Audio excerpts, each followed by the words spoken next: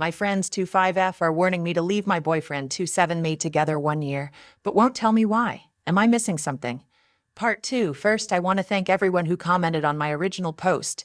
Your insights and support gave me the clarity and courage to address the situation. After reading the overwhelming responses about the red flags I had missed, I decided to have a serious conversation with my boyfriend 27. Here's how it went. We were at his apartment when I brought it up. I told him I wanted to talk about some things that had been bothering me, and I mentioned how I'd been feeling uneasy about certain behaviors, like his constant texting when I'm out with friends, the comments about my clothes, and him going through my phone. At first, he tried to downplay it, saying things like, "I just care about you," or "I'm only trying to protect you." When I told him that his actions didn't feel protective but controlling, he got defensive. He said, "If you didn't have anything to hide, you wouldn't feel that way." That hit me hard because it was the same justification he used when he snooped through my phone. I explained that trust shouldn't require constant surveillance. But he just rolled his eyes and said I was being dramatic. I also brought up the comment his nephew made about my scarf and how he dismissed it. I told him it hurt when he didn't take my feelings seriously. He responded by saying, "You're too sensitive.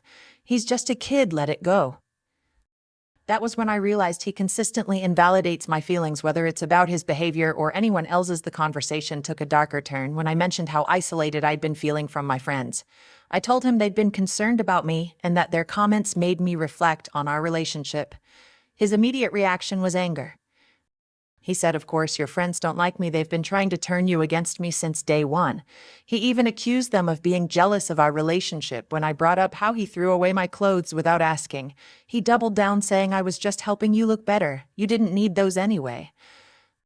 He couldn't see why it was wrong to take control of something so personal without my consent. By the end of the conversation, it became painfully clear that he wasn't willing to take accountability for any of his actions. Instead, he shifted the blame onto me or my friends. The more I pushed for answers, the more his mask slipped, and I could see how manipulative he'd been all along. After everything, I told him I needed space to think. He got upset and said, "If you leave now, don't expect me to wait around for you." That felt like emotional blackmail, and it confirmed what so many of you pointed out: he's abusive and controlling. I'm now staying with a friend and figuring out how to end things safely. It's hard because part of me still remembers the good moments we had, but I know now that I deserve better. Thank you all for helping me see the truth.